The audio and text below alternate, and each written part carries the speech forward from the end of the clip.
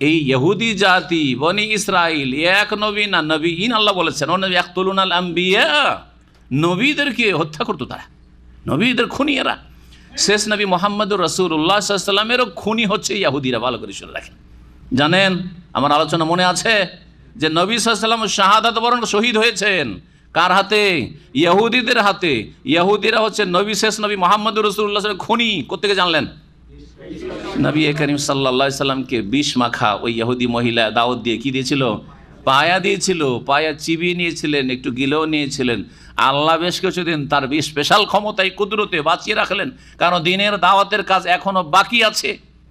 দিন যখন কমপ্লিট হলো, আলিয়াউমা আকমালতু লাকুম, যখন নবী সাল্লাল্লাহু আলাইহি ওয়াসাল্লাম মৃত্যু সজ্জায়, তখন তিনি বলছেন যে ওই যে বিষ মাখা আমি পায়া খেয়েছিলাম, তার বিষের তাসির, বিষের প্রতিক্রিয়া এখন আমি হাড়ে হাড়ে টের পাচ্ছি। মনে হচ্ছে আমার শিরা উপশিরাগুলো ছিন্ন ভিন্ন হয়ে যাচ্ছে। আল্লাহু আকবার। তার আগে বনু নাজির বিচার সালিসের নামে নবী মুহাম্মদ রাসূলুল্লাহ সাল্লাল্লাহু আলাইহি ওয়াসাল্লামকে দেওয়ালের পাশে বসিয়ে ওপরে একজন বদমাইশকে উঠিয়ে যে বড় পাথর নিয়ে যাবে, একবারে মাথার উপরে ফেলবি আর মুহাম্মদকে এখানে সেরে দিবি। জি, বহুবার চেষ্টা করেছে ইহুদিরা নবী করিম সাল্লাল্লাহু আলাইহি ওয়াসাল্লামকে খুন করার। জি, এই হচ্ছে ইহুদি জাতি। যালিকা বিমা আসাউ, আর এসব আযাব কেন? কারণ তারা নাফরমানি, বিরুদ্ধাচরণ করেছিল। ওয়া কানু ইয়াতাদুন, আর এরা সীমা লঙ্ঘনকারী জাতি ছিল। আল্লাহ রাব্বুল আলামিন তারপরে ইরশাদ করছেন, ইন্নাল্লাযীনা আমানু ওয়াল্লাযীনা হাদু ওয়ান-নাসারা ওয়াস-সাবিঈনা মান আমানা বিল্লাহি ওয়াল ইয়াউমিল আখির ওয়া আমিলা সালিহান ফালাহুম আজরুহুম ইনদা রাব্বিহিম ওয়া লা খাউফুন আলাইহিম ওয়া লা হুম ইয়াহজানুন। এই আয়াতের প্রেক্ষাপট যখন আল্লাহ রাব্বুল আলামিন ইহুদিদের এই সব তাদের বদ স্বভাব, তাদের বিভিন্ন পাপাচারের কথা উল্লেখ করলেন, যে ইহুদি জাতি সীমালঙ্ঘনকারী জাতি, এই জাতি বিরুদ্ধাচরণকারী জাতি, এই জাতি আম্বিয়া রসুলগণদেরকে খুন করেছে, এইসব কথা যখন আল্লাহ বর্ণনা করলেন, তখন প্রশ্ন উঠে একটা স্বাভাবিক, যে আচ্ছা ওই জামানায় ইহুদিদের মধ্যে বনি ইসরায়েলদের যারা ভালো মানুষ ছিল, তাদের তৌহিদ আল্লাহর একত্ব ছিল, তারা শিরকেও লিপ্ত হয়নি, আর তারা এই সব বিভিন্ন পাপে জড়ায়নি, তারা কাউকে খুনও করেনি, তারা হারামও খায়নি, তারা কি নাজাত পাবে না? যারা তৌহিদের ওপর ছিল, ঈসা আলাইহিস সালামের অনুসারী হাওয়ারি, এবং তারপরে যতদিন পর্যন্ত তৃতীয়বাদের শিরক খ্রিস্টানদের মাঝে শুরু হয়নি, তিন খোদার শিরক, ততদিন পর্যন্ত যারা তৌহিদের ওপর ছিল, তারা কি নাজাত পাবে না, মুক্তি পাবে না? তাদের ওপর কি আল্লাহর আযাব গজব হবে বা জাহান্নামে যাবে? এই প্রশ্ন উঠে, তখন আল্লাহ বলছেন না, তারা যাবে না। এটা হচ্ছে উদ্দেশ্য। এই আয়াতের উদ্দেশ্য মোটেই এটা নয় যে যে কোনো একটা ধর্ম পালন করলেই জান্নাত পেয়ে যাবে। যে কোনো একটা ধর্ম পালন করে, ইসলাম না পালন করে যদি কেউ ইহুদি ধর্ম পালন করে, কেউ খ্রিস্টান ধর্ম পালন করে, যে যে রাস্তা দিয়ে আসুক সবাই জান্নাতের রাস্তায় আছে, টার্গেট এক কিন্তু রাস্তা ভিন্ন ভিন্ন।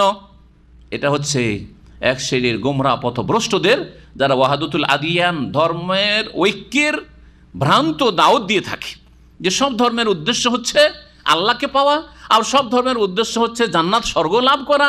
সুতরাং অসুবিধা নেই, আপনি ঢাকা যাচ্ছেন, কেউ যাচ্ছেন আপনি উত্তরবঙ্গ থেকে, কেউ যাচ্ছেন দক্ষিণবঙ্গ থেকে, কেউ আসছেন আপনি লঞ্চে আসছেন, কেউ আসছেন আপনি বাই প্লেন আসছেন, কেউ আসছেন এদিক থেকে ওই দিক থেকে, কেউ সিলেটের দিক থেকে, দক্ষিণ দিক থেকে, উত্তর দিক থেকে ইত্যাদি।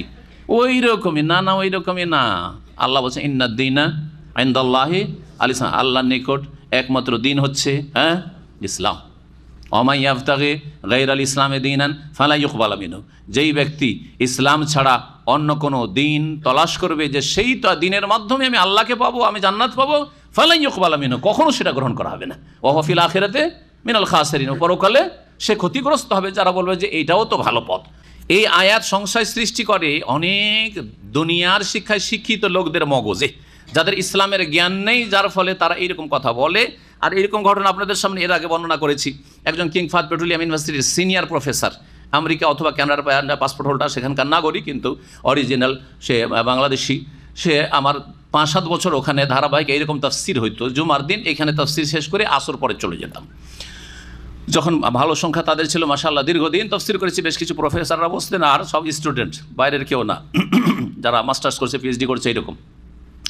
তো ওখানে মাশাআল্লাহ অনেকে সহি আকীদা পেয়েছেন, আলহামদুলিল্লাহ। এই লোকের আকীদা মোটামুটি সহি, কিন্তু এই ক্ষেত্রে তার কি ছিল, বিভ্রান্তি ছিল। সে আমাকে তাফসিরের শেষে বলছে যে যারা ইহুদি অথবা খ্রিস্টান কিন্তু তাদের তৌহিদ ঠিক আছে, মানে এক আল্লাহর ইবাদতবন্দি করে, তারা কেন জান্নাত পাবে না? অসুবিধাটা কোথায়? তাদেরও তো তৌহিদ ঠিক আছে। আমি বললাম যে তাদের তৌহিদ ঠিক আছে, রেসালাত ঠিক আছে, এক আল্লাহর ইবাদত করতে হবে এবং এক রসুলের তরিকা ইবাদত করতে হবে, এটা ঠিক আছে।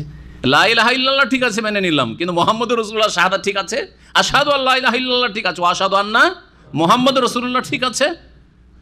পরের সপ্তাহে এই বিষয়ে বেশ কিছু ম্যাটেরিয়াল নিয়ে গেলাম, পয়েন্ট নিয়ে গেলাম আর আলোচনা করলাম লম্বা করে, যে দ্বীন ইসলাম ছাড়া নবী করিম সাল্লাল্লাহু আলাইহি সাল্লামের এই কালিমার দুইটি পার্টের সাক্ষ্য প্রদান ছাড়া, লা ইলাহা ইল্লাল্লাহ একটা অংশ আর মুহাম্মদুর রাসূলুল্লাহ একটি অংশ, দুই অংশের শাহাদাত ছাড়া কেউ নাজাত পাবে না। এই জন্য তো মূসা আলাইহিস সালাম সম্পর্কে নবী বলেছিলেন, একটু আগে বললাম যে মূসাও আজ বেঁচে থাকলে আমার কি করতে হইতো, অনুসরণ করতে হইতো।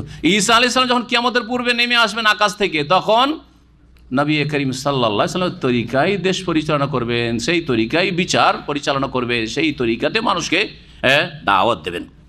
তিনি নবী হয়ে তখন দাওয়াত দেবেন না, এই উম্মতের একজন শ্রেষ্ঠ ব্যক্তি হয়ে দাওয়াত দেবেন।